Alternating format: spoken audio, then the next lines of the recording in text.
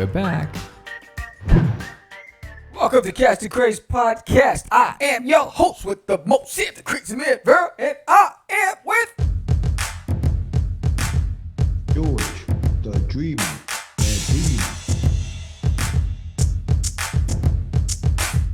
That actually sounds a little better. I can actually hear it a little bit. a little bit. A little bit. So- Poquito. Merry Christmas. Merry Christmas. Have a holly jolly Christmas. It's the best time of the year. You know what? Christmas has to be one of my favorite holidays, dude. Yes. Definitely one of my favorites. Definitely love Christmas. That is top of the list. I think that is my favorite. Yeah, I can't think of anything better than Christmas, actually. See, I'm gonna be a Debbie Downer for a second. Christmas was always my favorite until I lost my mom Man. a week before Christmas. When I was no way. when I was 19 years old, and A week before Christmas? it was dude? devastating. It was devastating, Holy and I remember cow. tearing all the decorations down, and for a minute I didn't celebrate Christmas for at least a few years, Yeah. and then I started dressing as Santa Claus for my family. Then I started doing it for work, and I was dressing as Santa Claus for my team, and I didn't stop. I think the last I haven't done it in 3 years, but I did it for like maybe 14 years straight. I dressed as Santa Claus. Wow. Yeah. Damn. But yeah, it was always Yeah. my favorite. I mean, when I think Christmas, I think of Home Alone. I love Oh, that. Home Alone. I think yeah. March of the Wooden Soldiers. Yeah. You know, Yeah. Charlie Brown Home Christmas right behind me. Yeah, which is now on Apple TV. Yes, you know. They took it off of network television and put it on Apple TV. Yeah. But before we Yeah. go into Christmas, we have a guest today. Yes. Our guest today is he's a comic book artist. I believe he's the writer of the comic, right? Yeah, he created the comic, I believe, and he will be on the show promoting Mr. Richard Davis. his not so Christmas comic book. You know, but Yeah. we'll get to talk to him and get learn a little about his influences and the book that he created. So that's pretty dope and exciting. So we're looking forward to that. Yes. Welcome everybody to episode 217 of Catch the Craze. Wow. Well, listen, we have 15 minutes. So they're before our going to guest get your shows up. meds. So hold on. Get your meds. I son. moved all of my stuff around and I gotta see where they. Oh, We here it gotta is. Talk about that new studio. Oh yeah. Well.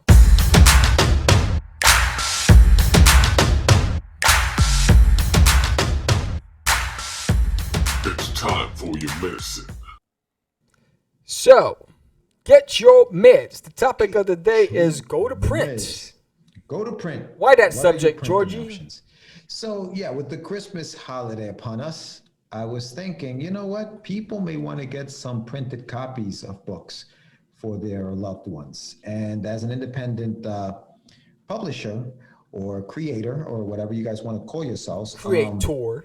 I'm sure that you guys have books that you're thinking, man, how do I get these things printed? Now, Sam and I have been doing this for many, many years. Despite the fact that Sam went away and came back, we used to print on demand, even back then. All right. A lot of the printing that we did was, I knew a guy who had a printing press. We stapled it.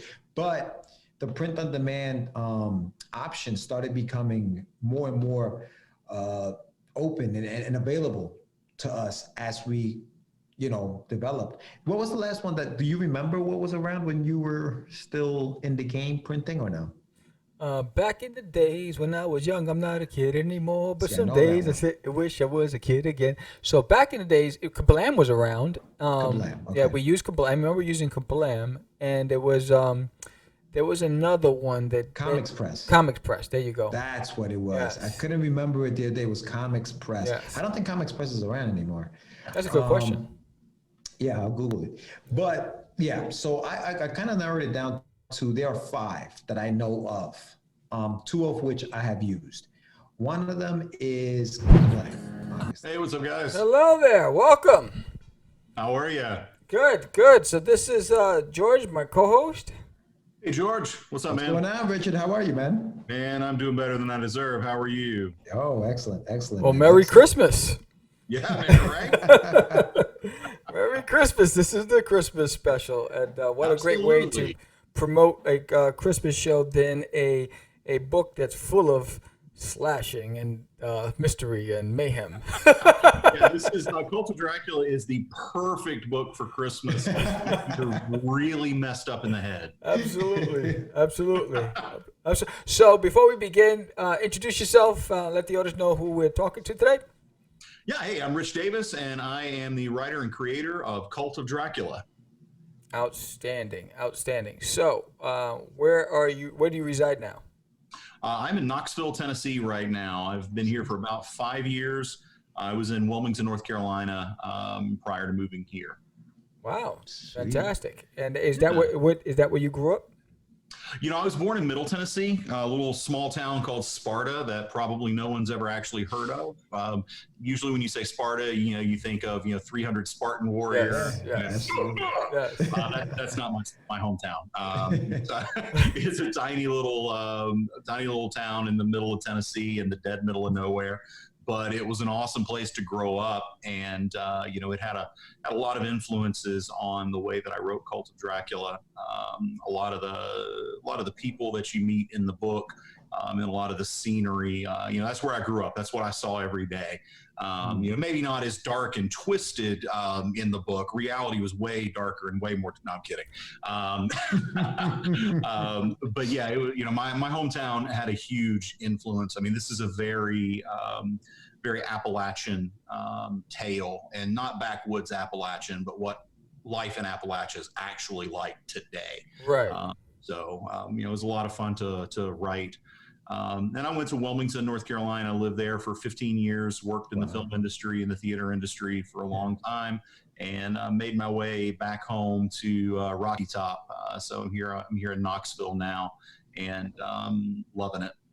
So Sweet, you gave us man. the fast forward version, but I'd like to know more about the influences and some of the things that you experienced with led and that actually influenced your mindset to say, I want to create these worlds. So what was it you experienced growing up?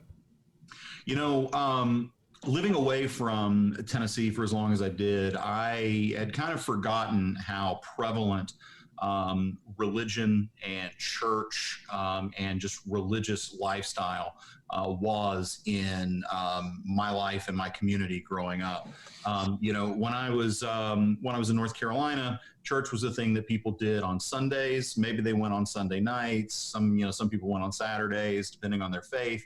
But growing up and then that's where they left it. They would go to church and then they would go home and they'd watch football. They'd go about their daily lives. But religion and where you go to church is so much a definitive part of your life when you live in rural Appalachia that it really takes over so much of the things that you do and the way that you do them and the people that you associate with and the people that you don't associate with. So there's a very, very strong influence that evangelical backwoods rural church feel to it. I mean, the book is all about a cult. It's a Dracula story, so there's a lot of vampires and a lot of vampire lore, but also one of the more interesting aspects of the book is the prevalence and the impact that the cult has on these people. And so you really when I'm writing that, I experienced the lighter side of that. And so by knowing what the lighter side is like, it's easier to twist that into a dark and scary tale. Basically, what if this went really, really bad? And that was kind of the basic premise that I built it on. And then, of course, the setting where the cult compound, where the Ordo Dracul are situated. Anybody who's ever been through rural Appalachia, if you've gone to Tennessee or North Carolina or West Virginia, Kentucky, if you've been through those areas, you've seen this church somewhere. It's a little tiny building way back off the more traveled paths, back in the woods. There's nothing else around it. I mean, if there wasn't a church there, it would probably be just an empty cow pasture. But that in and of itself is very spooky to me. Just, this place that attracts so many people being set so far away from people. So that always kind of plants dark and sinister thoughts in my mind. Yeah, I really enjoyed this interview.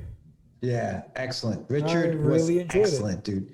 Excellent. I mean, the guy knows what he's talking about. He's personable. He was like, he gave us a lot of great information, and it's true what he says, man. Like, just don't give up. Just keep doing what you're doing, and that's what he's doing. The key word was tenacity. Yeah. You know what I'm saying? That's the stuff. I always preach that. And I think I've demonstrated that throughout the years, that the only rules are the ones that you create for yourself.